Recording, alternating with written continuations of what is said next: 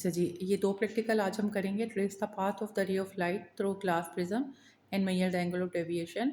और दूसरा हमने करना है verify the law of reflection of glass light using glass lab. ठीक है, तो सबसे पहले हम प्रिज्म वाला करते हैं। उसके स्टेप्स कुछ इस तरीके से हैं एंगल ऑफ डेविएशन के लिए कि सबसे पहले आपने प्रिज्म को रख के इसकी बाउंड्री लाइन ड्रॉ करनी है। जैसे मैंने प्रिज्म को रखा और ये इसकी बाउंड्री लाइन ड्रॉ कर ली।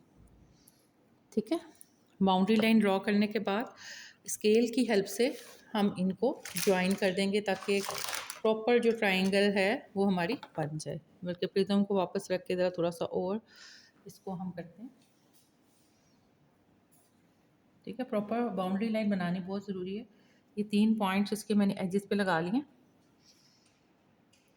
ठीक है, अब 3 पॉइंट्स को बनाएंगे तो हमारी ये प्रिज्म की बाउंड्री बन जाएगी।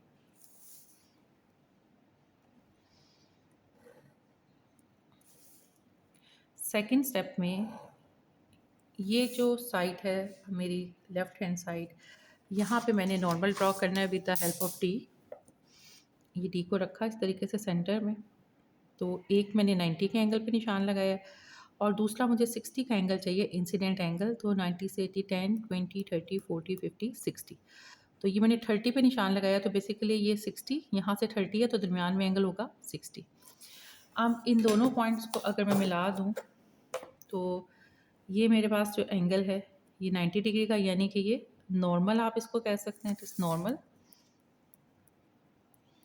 और ये जो एंगल बनेगा फिर ये मेरा एंगल ऑफ इंसिडेंट 60 डिग्री का हो जाएगा।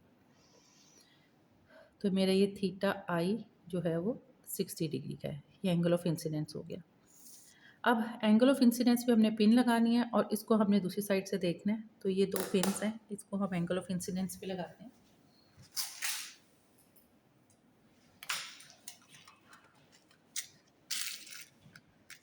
ये 2 कॉमन पिन्स को लगाया बिल्कुल इस लाइन के ऊपर।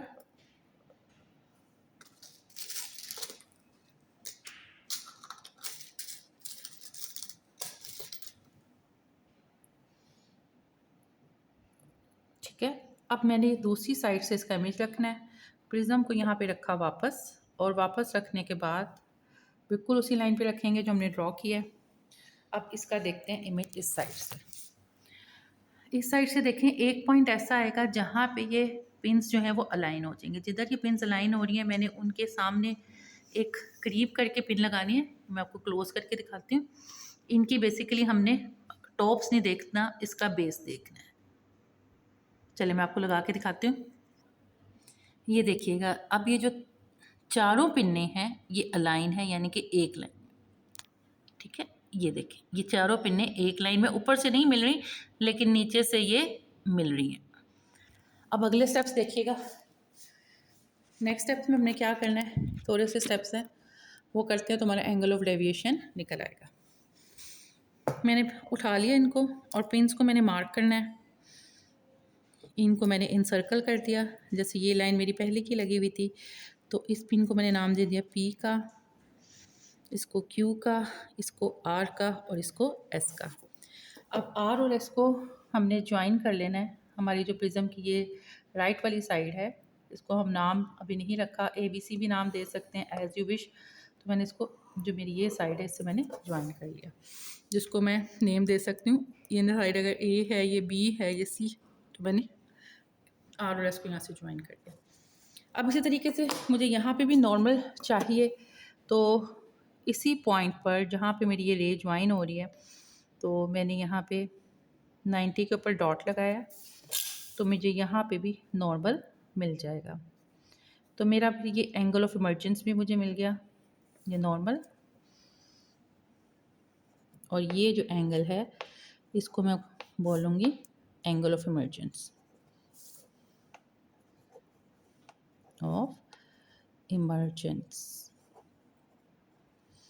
अब हमने डॉटेड लाइन में इंसिडेंट रे को मिलाना है।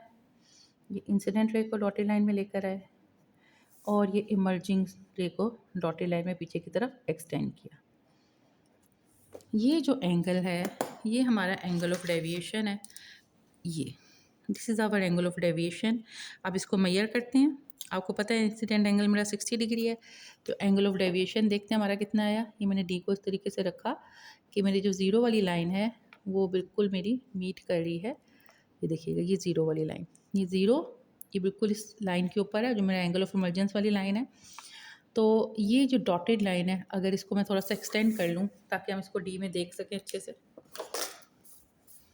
इसको थोड़ा सा लंबा कर लेते हैं ताकि डी में इसको हम अच्छे से मेजर कर सकें।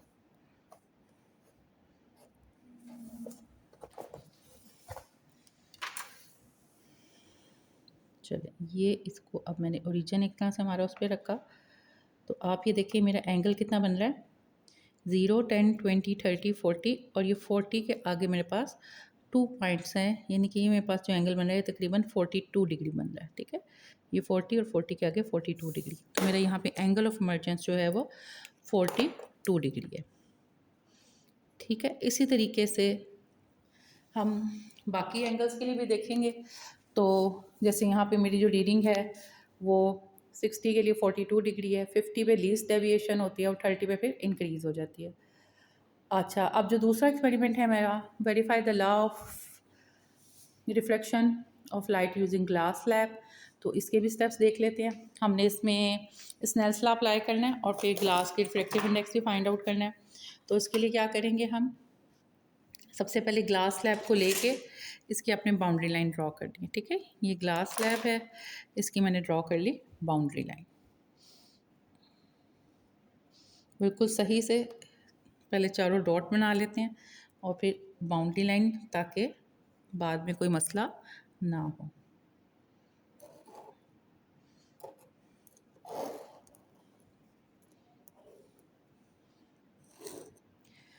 अब इसको नाम दे देते हैं A, B, C और D। अब यहाँ पर हमने इंसिडेंट रे एक बनानी है, तो सबसे पहले तो हमें नॉर्मल चाहिए। तो एक नॉर्मल लाइन बिल्कुल सेंटर में मैं नॉर्मल ड्रॉ कर लेती हूँ, थोड़ा सा लेफ़्ट पे भी कर सकते हैं ताकि रिफ्लेक्टेड रे के लिए भी जगह बन जाए। तो मैंने ये 90 पे ये डॉट लगाया, ठीक है, और इसको मैंने फिर ज्वाइन कर दिया, तो ये मेरा नॉर्मल बन गया। ठीक है, अब नॉर्मल बनने के बाद जो मुझे इंसिडेंट है रे वो किस एंगल पे लगानी है वो भी हम चूज़ कर सकते हैं। जैसे अगर मैं चूज़ किया मैंने 30, तो ये 90 से 80, 80 से 70, 70 60, तो मैं अगर ये 60 यहाँ से चूज़ करती हूँ तो मेरी इंसिडेंट रे जो है वो 30 डिग्री की हो जाएगी। ठीक है, तो मैंने अभी 30 डिग्री यहाँ पे चूज़ किया है, यानी मेरा एंगल ऑफ इंसिडेंस थीटा आई जो है वो मैंने लिया है 30 डिग्री। अब एंगल ऑफ रिफ्लेक्शन देखने के लिए क्या करेंगे, हम यहाँ पे 2 पिन्स लगाएंगे। एक पिन मैंने यहाँ पे लगा ली, दूसरी पिन भी इसकी लाइन में लगा ली इस तरीके से, और ग्लास स्लैब को रख दिया वापस। और ग्लास स्लैब को रखने के बाद मैंने इस साइड से अब पिन्स को देखना है, ये देखिए इस तरीके से, ये इस साइड से पिन को देखें ज़रा क्लोज करके मैं आपको दिखाऊं। हमने ग्लास स्लैब के अंदर देखना है, ग्लास स्लैब के अंदर पिन्स जहाँ अलाइन हो जाएंगी वहाँ पे मैंने उनके सामने पिन्स लगानी है। ये देखिए, ये यहाँ पे आपको नज़र आ रहा होगा कि पिन्स यहाँ पे अलाइन हो गई हैं। मैं इसके पीछे कोई चीज़ रखती हूँ ताकि आपको क्लियर नज़र आए।